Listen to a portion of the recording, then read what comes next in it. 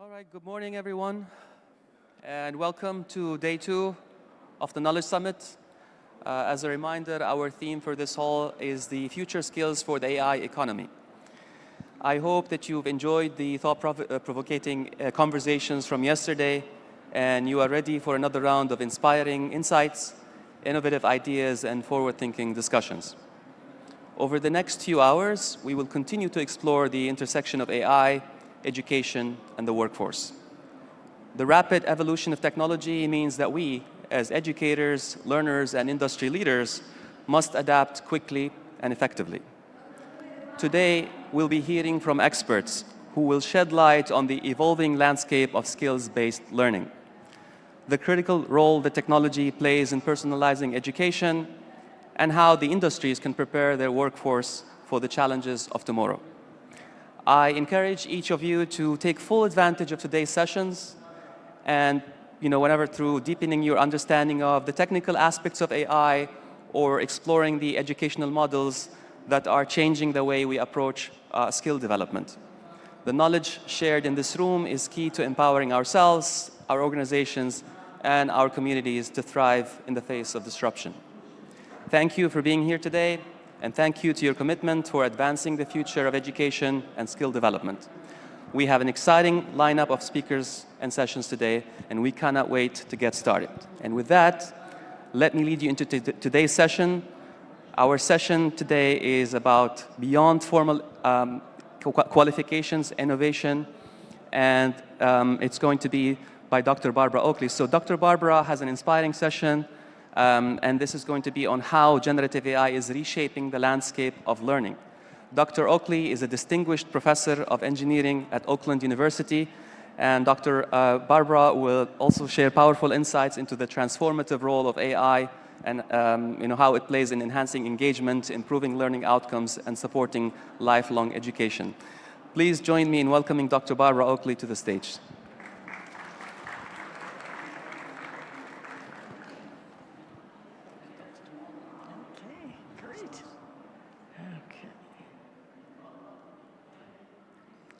I am so glad to be here, and thank you for being here, and let's just go charge right in. So let's see, let me get this working here. There we go. I just want to remind you, as we're beginning, that AI essentially is not going to replace you, but someone who knows how to use AI will replace you. So whether you like it or not, it's a good idea to get a little bit of knowledge about AI. And that's what we'll be talking about today. But before I begin, I want to say that I am from Oakland University, which is in Michigan.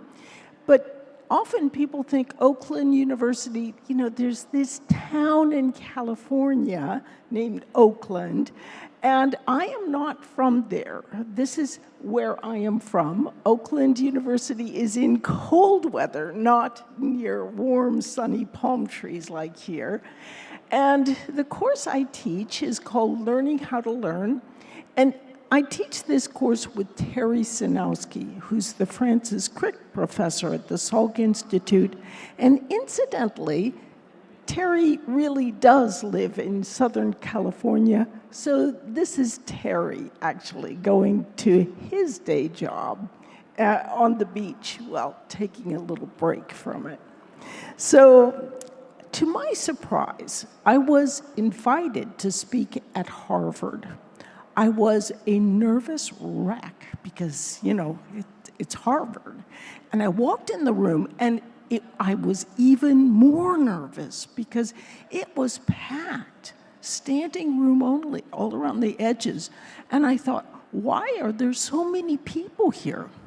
Turns out our one little course made for virtually nothing, mostly in my basement, which you see right there, had on the order of the same number of students as all of Harvard's massive online courses and online courses put together, made for millions of dollars with hundreds of people.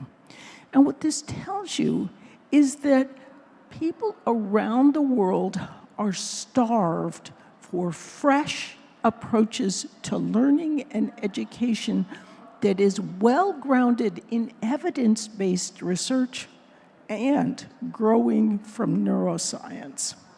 So let's begin by talking just a little bit about ChatGPT and how it works. We know that in part it works by predicting the next word in a sentence. But now, with generative AI, it also works by building a relationship between words and sentences. Now, if you'll forgive me, I'm going to anthropomorphize. That means I'm going to speak about generative AI as if it was a human being. Of course, it's not, but it'll just make it easier for us if I do that. So, if you'll remember, about 5 years ago, if you took let's say you took a sentence from English and you wanted to translate it into Arabic, it would give a really bad translation. And the reason for it was because by the time the computer would get to the end of the sentence, it would forget what was at the beginning of the sentence, which makes it pretty hard to do a good translation. But now, using these clever word embedding techniques, we can not only relate words within sentences, but within whole essays and indeed within whole swaths of the internet. How did this happen?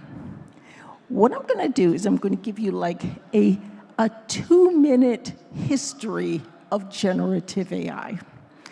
And generative AI started really with the publication of this paper, Attention is All You Need, in 2017. Now, my co-instructor, Terry Sinowski, was the president of the Neural Information Processing Systems conference that published this paper. And Terry told me, Terry's my co-instructor for learning how to learn, he said, you know, when they submitted this paper, we thought it was nothing important at all. So we decided it should be given, but only off in a corner as a poster session. Now, I should tell you that this Neural Information Processing Society conference sounds pretty boring. It typically has 8,000 registration spots, and within 10 minutes after the conference opens, all spots are filled. So this tells you how important this conference is. So this paper was submitted there. It was deemed not important. They put it off into a corner. But as it turns out, the idea presented in this paper is so important, it has now been cited over 140,000 times, which in the world of research is an awful lot. Why? What was in this paper? This paper introduced the idea of the transformer. And before I talk about what the transformer is, I just want to give you a little sense, even more than Andrew Ng gave a sense the other day, of what a website called Suno can do. And Suno, as Andrew mentioned, is it's a music website. And what I did was I went to Suno, I entered the name of the paper, Attention is All You Need, and then I put in a few technical characteristics about that transformer paper, and this is what it produced.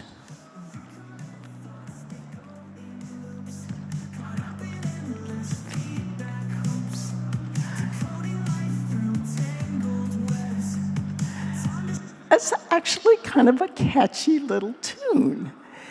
And, you know, 1,000 years ago, they thought the sun revolves around the Earth because we humans are on Earth, and so everything revolves around us. Sometimes I think we still have a leftover of that same feeling, because what I often hear is, we humans are the only ones who can truly be creative.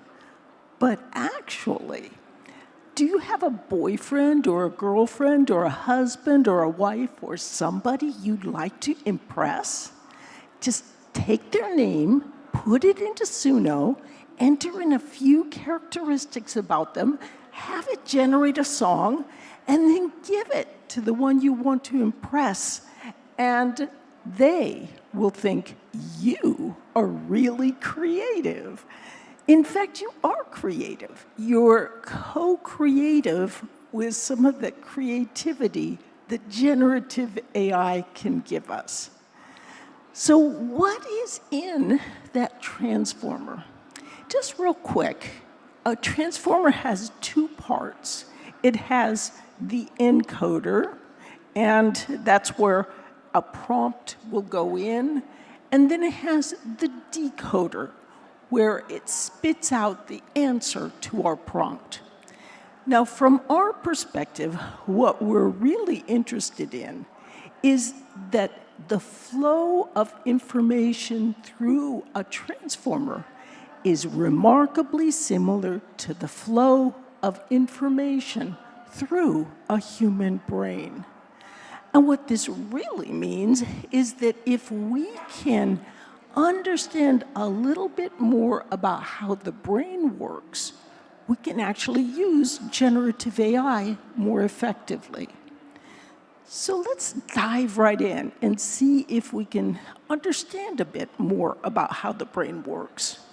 If we look, we know it's pretty complicated, but it turns out that there's one fundamental building block called the neuron. And I wish you could see your faces right now. It's like, oh no, she's gonna get into the really boring scientific stuff right now. So let's spice it up a little bit. What we're gonna do is we're going to use a metaphor for the neuron to better understand how it works.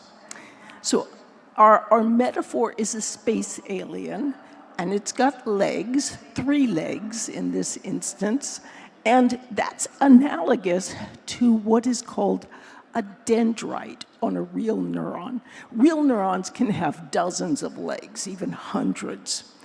And then there's these little toe-like things, and those toes are analogous to what's called a dendritic spine on a real neuron. And then lastly, neurons have an axon that's like an arm that reaches upwards. So what neurons or space aliens like to do is they like to kind of reach out with their arms and tickle the toe of an adjoining neuron. What this really means is that neurons like to send signals whenever you are learning something. So those signals are mostly electrical, jump the gap with neurotransmitters, and travel on to the next neuron. And what's really happening is when you are learning anything, you are simply creating clumps of connected neurons in long-term memory. Now, unfortunately, educators and psychologists have been saying for decades, you don't need to remember things, you can always just look it up. But would I speak Arabic if I always just looked it up with Google Translate? I mean, I have to get those links in my own long-term memory if I'm to become an expert at anything. Those links are formed whether I'm learning another language, or I'm learning how to take a derivative in math, or how to do a dance step, or how to play a musical instrument. Whatever I'm learning, I'm just creating those links in long-term memory. Now, How do I strengthen those links? Through practice, but practice of a specific kind. Just rereading won't cut it, but we'll talk about that pretty soon. Now, what happens if you don't practice? I know one of my engineering students one day, he came up to me waving his a test that I had failed him on. And he says, how could I have failed this test? I understood it when you said it in class. We've gotten so overboard in Western approaches to education that we think conceptual understanding is the only golden key to learning, but it's not. If you don't remember what you've learned, it doesn't matter if you understood it at one time. If you look around me in my School of Engineering in the United States, or you look at many engineering or mathematics, science schools of all these disciplines, where do the professors almost always come from? They come from countries that still have respect for the value of some forms of rote learning. Unfortunately, we've thrown the baby out with the bathwater in many Western educational approaches. So don't forget, it can be of value to simply memorize as well as to understand what you're learning. If you don't practice with what you're learning, use a little bit of that rote activity, what can happen is your little sort of synaptic janitors can sweep those connections away, and then you can forget, even if you've really studied, but it was a long time ago. So it's important to keep practicing, because that will help you develop nice, strong, rich connections that you can easily pull to mind.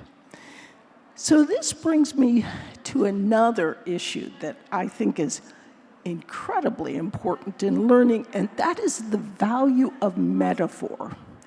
And I'll give you a little sense of what I mean.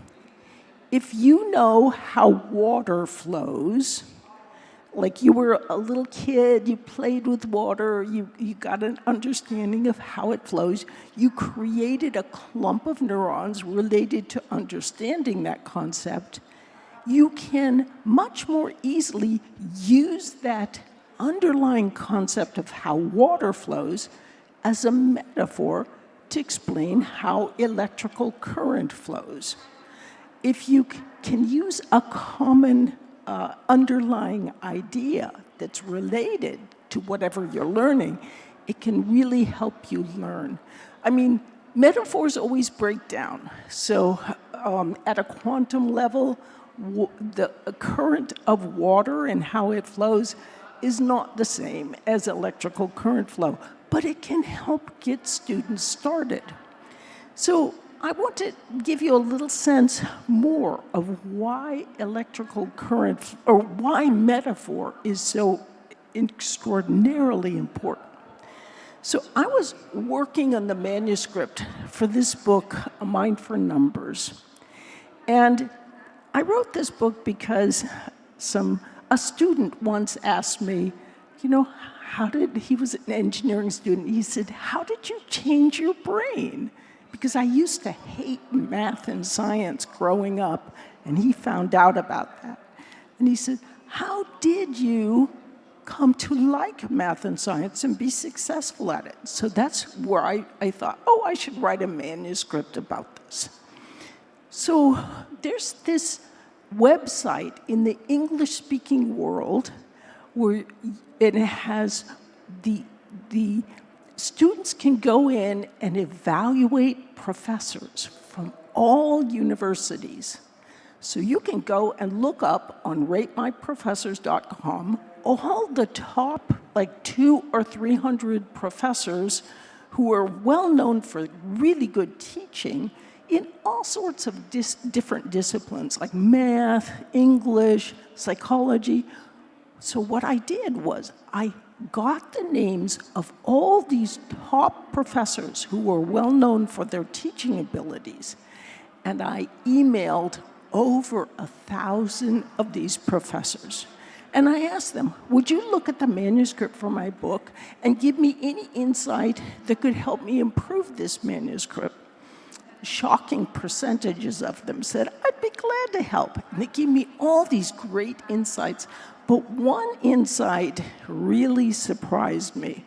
And that was, they said, you know, I do this one little thing in my teaching that really turns me into a teaching superstar, but I don't tell the other faculty that I do this. What was that one little thing? It was the use of metaphor and analogy. And they didn't tell the other faculty they did this, not because they were trying to keep it secret, but because if they told the other faculty, the other faculty would say, oh, so that's why you're seen as such a great teacher. You just make it so easy for your students. But isn't that our job as teachers? I mean, learning is really hard. And so if we can use little tricks to help slip that information into students' brains, it can be really helpful and encouraging for them. So people used to ask me, how do you come up with a metaphor? I'd say, well, go read nonfiction books or look up websites that have metaphors in them. But nowadays, you can just go to ChatGPT and say, I want a metaphor for whatever. And so here's an example. Let's say you're teaching Python programming and you want to explain the difference between main guard and scope. You go to ChatGPT and it says, think of main guard as like the gatekeepers for a castle, scope as like the rooms within a castle, and it gives you a lot more information besides. And this is so easy to do. Don't just ask for one metaphor. Ask for like 10 metaphors and ask for 10 very different metaphors. You will be shocked at the creativity that you will see within these metaphors. And also, I think what can be one thing, I mean, have you ever taken a class and you just hated the material and you didn't want to take it? I think we've all been in that boat, and yet professors are often like, oh, my students should love the material just for the sake of knowing. But yet some of those students are just going to be there because they have to be. How can you motivate these students? Simple. Go to ChatGPT and say, how can I motivate my students? How can I hook them with something intriguing to start with? Hooking them, getting them curious will elicit dopamine that helps make those neural connections. So asking how to motivate your students, telling a little bit of insight about the background of your students can give you some great teaching tools and learning tools. So for example, for me, I was recently in Mongolia. That's me aboard one of the world's ugliest little ponies. He was a cute little guy, though. And they asked me, they said, how do we motivate, their professors who are used to city environments, and they said, how do we motivate our nomadic students who are coming right off the steppes? So I said, okay, if you want to teach them, for example, Python programming, tell ChatGPT that you're trying to teach about main guard and scope. Tell them your students are coming off the step, and it will give you great insight about yurts and migratory patterns and all sorts of innovative ways to present the materials that can help you connect with your students. Now, since we're speaking about metaphor, I want you to use a metaphor when you're thinking about these large language models. ChatGPT is only one. There are other large language models, of course. One of my favorites, who I was arguing with terribly this morning, is Claude. There's Gemini. How many of you use ChatGPT? Okay, how about Claude? Okay, some of you. How about Gemini? Okay, more of you need to be using Claude, in my opinion. This is how Claude is differently trained. See, once you can learn how to drive one engine of a car, one car with its engine, you can get into a car with a different engine and drive it. It has different handling characteristics, but you can still drive. And that's the way it is with these large language models. They're like engines. They have different handling characteristics, but many of the essentials are the same. So I'll talk about Claude. And well, here's the thing. So Greg Brockman was the president of OpenAI that put out ChatGPT. He took a picture of his notebook page, and it said, basically push a joke website. And so he took a picture, put it on ChatGPT, and ChatGPT created all the programming you needed for a joke website. So I took a picture of Brockman's picture, loaded it on ChatGPT, it created a joke website, great. Then I took that same picture and I loaded it onto Claude. I said, please create a joke website. You know what Claude got back to me and did? It said, a joke website? I'm not going to create a joke website because jokes could hurt people. And I was like, what do you want, a completely humorless world? And finally, with a little bit of argument, Claude came back to me and created the programming for a joke website. So there really are differences, but here's how differently structured Claude is. They took 1 million garbage words, uploaded them onto Claude, and they put one sentence that made sense.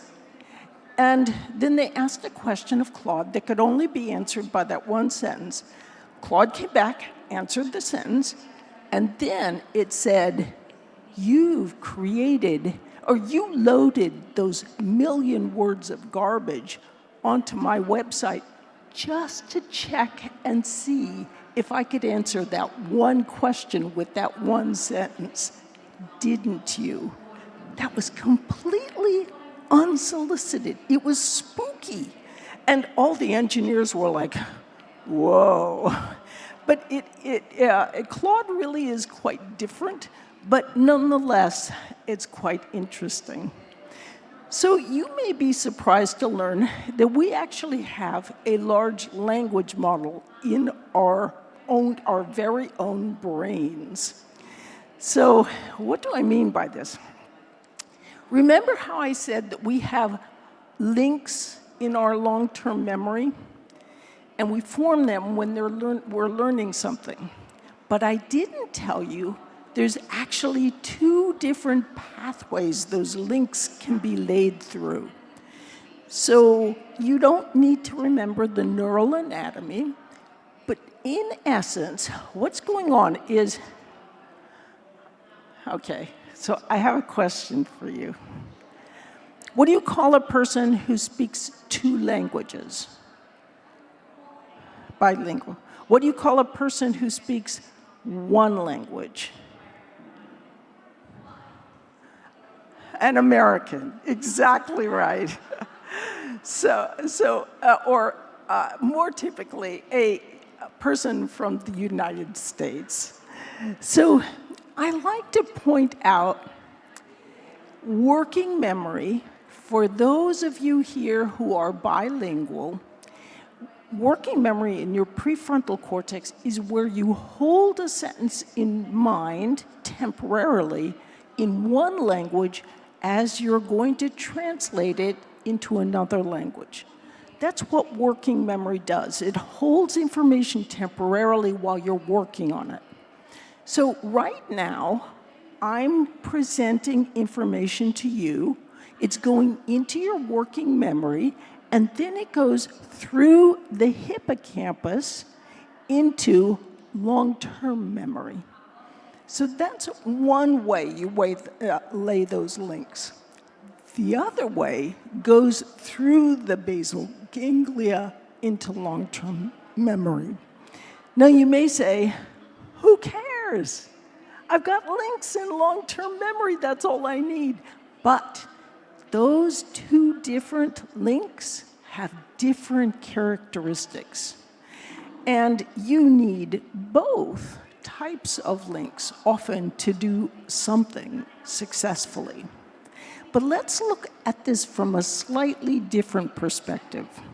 That blue box right there that's the declarative pathway. And the orange box is the automatic pathway. And if we look, when we're thinking consciously about things, it's in our working memory. So we might be, for example, working through a mathematical problem. We understand step by step what that process is. But this other way of learning involves that very different automatic basal ganglia system. So here's what can happen. Let's say I want to learn how to kick a football, a soccer ball. So here's what my brain says. I'm going to kick that soccer ball. It says, I'm not conscious of this, but I go, okay, hey, basal ganglia, I want you to kick the soccer ball. And then you see the output, whether you kick the soccer ball way off to the side or where you wanted it to go. You had to practice a number of times to get that basal ganglia so it learns how to kick that soccer ball. But we are not conscious of how this process occurs. It is, in essence, like magic. So we have two different learning systems. We've got that conscious hippocampal system. We've got the subconscious kind of basal ganglia system. This conscious system is newer for our purposes from an evolutionary perspective. This habitual, non-conscious basal ganglia system is a very, very old system. And again, we're not aware of how we learn through that system. What is going on? What's the magic that we kick a ball a bunch of times and gradually learn to kick it in the right direction? This is sort of the deep magic of a deep neural network. And I see, every one of those circles is like a neuron. And those lines are like the axon going to the dendritic spine, going to the dendrite, hooking into the next neuron. So I call this, or researchers call this, a deep neural network because you can see 1, 2, 3, 4, 5. There's 5 layers of neurons. In the human brain, there's actually 6 layers. And what is happening is you're often sort of kicking a ball or doing something, and you get feedback. It's called the value function. And that is related to, did you kick it in the right direction? Did you try to say the word mama and did your mom understand it? We do things over and over again, and some neural links are strengthened, some are weakened as we're gradually learning, and this is very much, this is how we learn to speak. Incidentally, it's completely the opposite of what Noam Chomsky has been saying for many, many decades. In fact, he is thought to have held back research by 40 years or more in artificial intelligence. But what is this like? It is our own internal large language model, how we learn our native language. And it's very similar to how large language models like ChatGPT and Claude and the rest are trained. So we've got these two systems in the brain for learning. One we're conscious of, that's the hippocampal. The other we're not conscious of, but we can still learn through, and that's the basal ganglia. And what happens in humans when that hippocampal system is destroyed? That happens with Alzheimer's. The hippocampus gradually begins to deteriorate. And what happens with Alzheimer's patients? They begin to hallucinate, they forget what's going on. And this is what we see in Alzheimer's patients. They hallucinate. They can't really, they can just make up things and present it to you. And this is indeed, large language models don't have that conscious system, and they'll just make things up. So we are trying to emulate that conscious hippocampal system using like chain of thought reasoning and so forth, but it's not really the same as chains of thought reasoning in humans. And of course, it's not really conscious. So this is why when we see large language models in real life, those engines like ChatGPT, they're like these wonderful assistants that can occasionally be a little psychopathic. So one thing I want to bring to mind is another problem besides hallucination is, of course, that these engines can allow people to cheat, allow students to cheat. And this means that academics often don't like ChatGPT and generative AI because,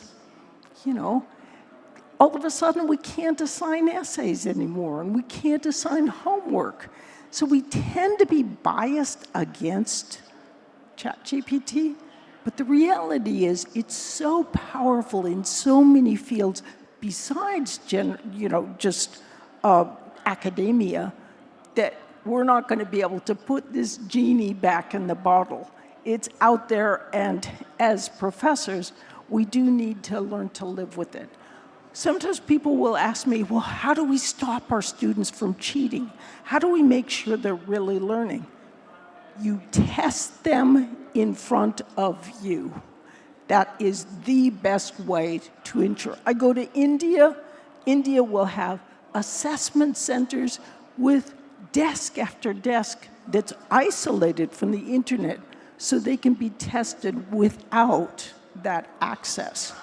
So test frequently with low-stakes tests, and that will ensure your students don't procrastinate.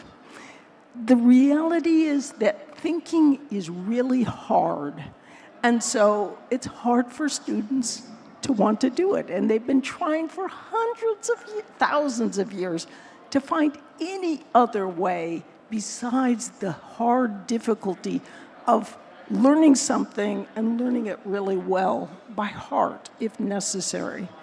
So that is why we, as academics and as teachers and mentors in business need to ensure that we serve as gatekeepers and make sure that students actually learn. I want you to be aware of something called the Flynn effect. In this effect, all over the world, they found that IQ scores from the 1930s to the 70s have been rising really quite markedly. And researchers said, oh, there's a reason for that. It's because we teachers have had more of an impact. More students have been able to go to schools, and that's why IQ scores have been rising. But since the 1970s, IQ scores have been falling. And why could that be? I mean, if it was educators in the first place that caused the rise, who made it fall? I would put to you, this is correlational, but quite an interesting correlation. What happened in the 1970s? That was when calculators came out. And it's not that calculators caused the problem.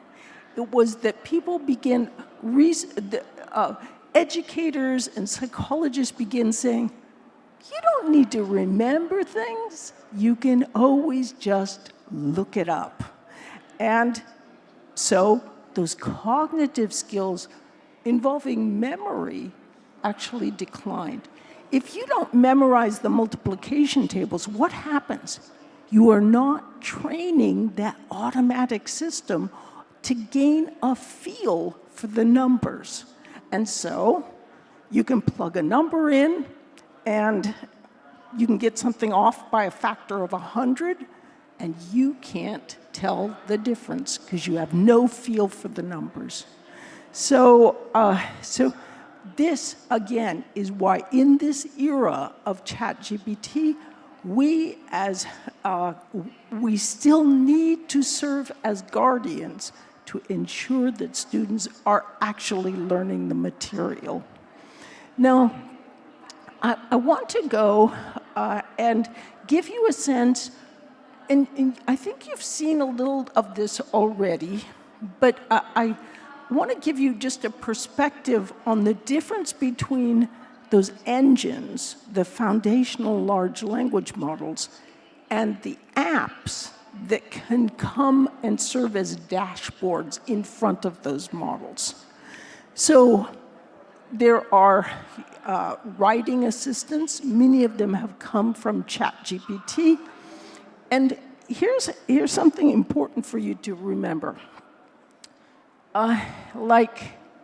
So there's ChatGPT, and then these are like rappers. A rapper is not a singer. A rapper is like a candy wrapper, and it goes around the candy. Well, like Jasper is a wrapper around ChatGPT. What they found for Jasper, which is now a little bit in trouble in the marketplace, is you can just go directly to ChatGPT and get pretty much the same thing as by going to this wrapper that is in the front of ChatGPT. So we can only buy so many subscriptions, and you want to just take a little care about, which of these you would like to subscribe to and what wrappers you want to subscribe to. So research can be a little different. Here's the thing. These research articles or apps are often trained differently than ChatGPT. They might grow from ChatGPT. In fact, ChatGPT, as it was first out of the gate, is something that many apps grow out of. But Semantic Scholar is also, for example, trained on over 200 million research articles on the web. So it's less likely to give you spurious results. It's trained differently. This website, Cite, I particularly like this website. you can watch it go through, answer a question related to whatever you want to research, then it will go back over it and check it to see if it's hallucinated things. So it's kind of fun to watch this. And there's, of course, live to internet, like Copilot, which is, it's getting better. It integrates. And when I get done, I will move aside, and you can take a picture of the whole thing together, and it's kind of cool. So I would be wary of PowerPoint makers. I can't believe I will go to research conferences or to conferences of all kinds. I'll walk into somebody's presentation, then somebody else, then somebody else. It's as if the same person has made all of those PowerPoint presentations. They're so similar. And they always have generic text with some generic pictures. So I tend to say, don't use those kind of sites or use them very judiciously. Lots with teachers and instructors. Some of the most popular include Magic School, TeachMate, and so forth. You can actually take pictures of your lesson, your notes, and ask it to generate a lesson plan. There's upskilling. Of course, Coursera, as many are doing, but I think it's doing it quite cleverly, is using AI to help them reconfigure, help instructors build courses altogether using bits and pieces. It amazes me. You know, when books came out in the 1400s, teachers were like, oh, this is awful. Nobody will, they don't need teachers anymore because they can just read books. Well, you know, we still need teachers, and books help us, but video explanations can help you too, and there's some great ones to add to your class with Coursera. So there's also math. I shouldn't say this, but you can go to Gauth, and Gauth will, actually, it's right over, so it's right over here. And Gauth, you can take a picture of your homework, and boom, it will mostly give you a very good answer. There's good productivity platforms, Canva and Gamma. Coding, of course, coming out of Llama for the most part. Then there's imagery, like DALL-E, which is coming from ChatGPT.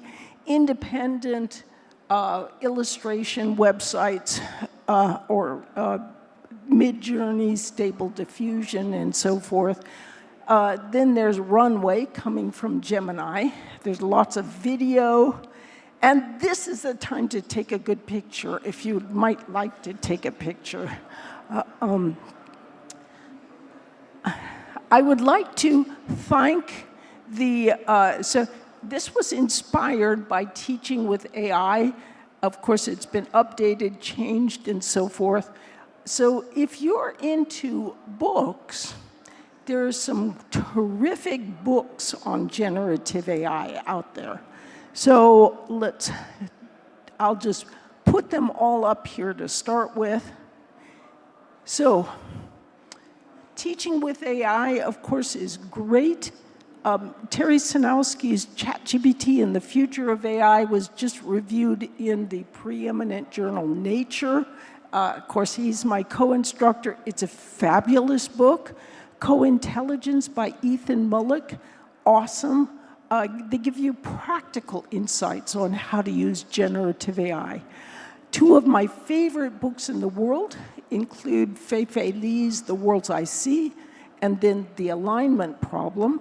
And if you want to get a sense of the sort of the world and how generative AI is playing out in the world, Kai-Fu Lee's AI Superpowers is terrific. Then there are wonderful courses on generative AI.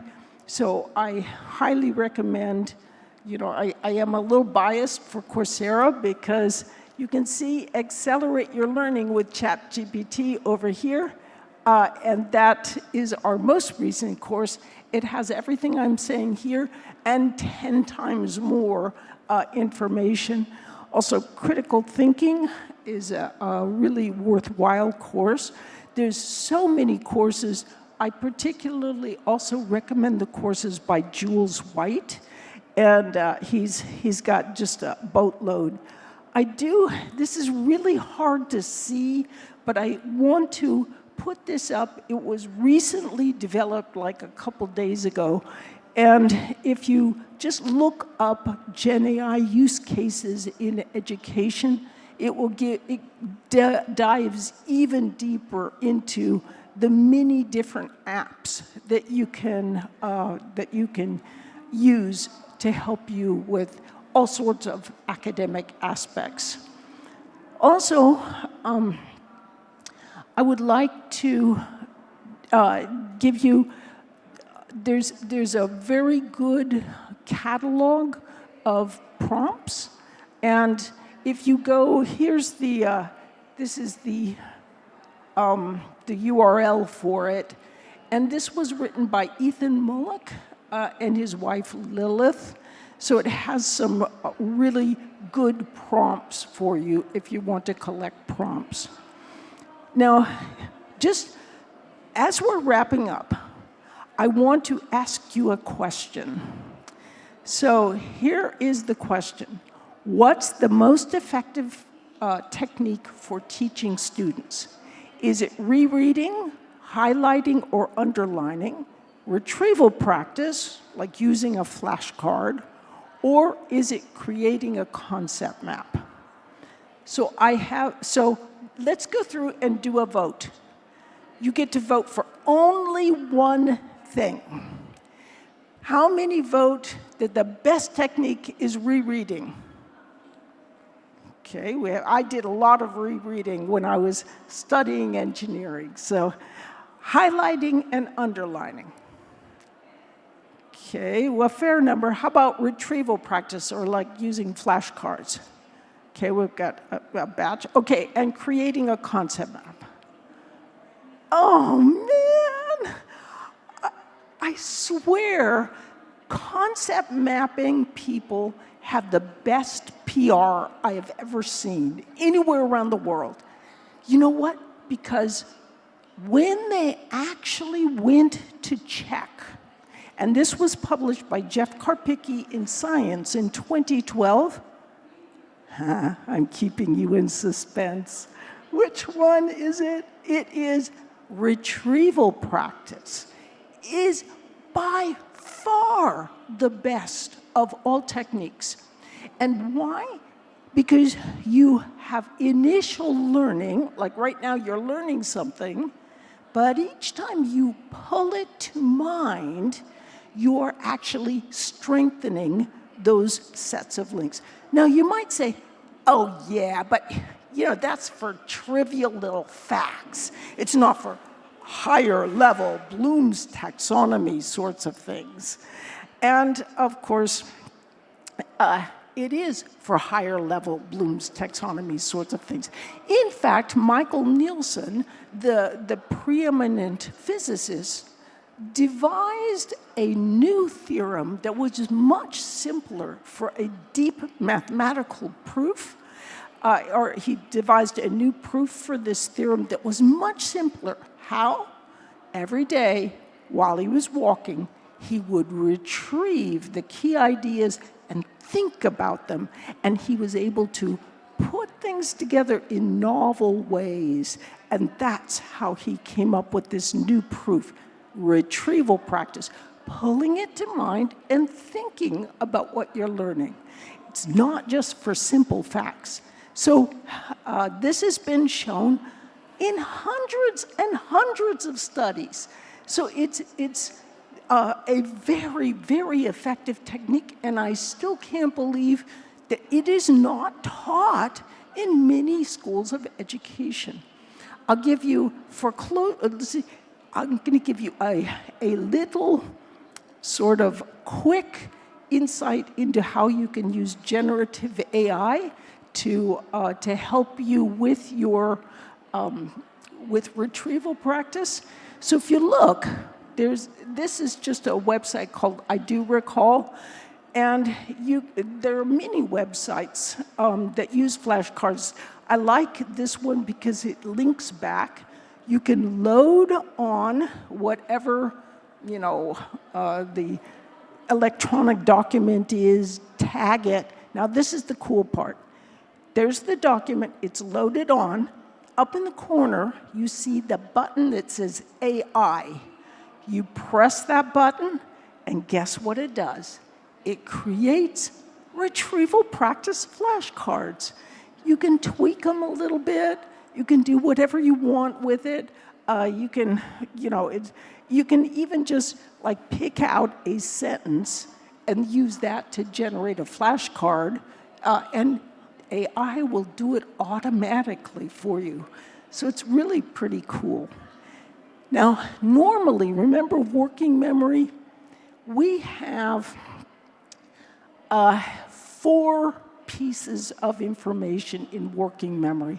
So that's why I like to model it with this poor little octopus that's only got 4 arms, 4 pieces of information. But with generative AI helping us with co-creation, guess what? We can be even more creative. So join the generative AI revolution and have fun. Thank you.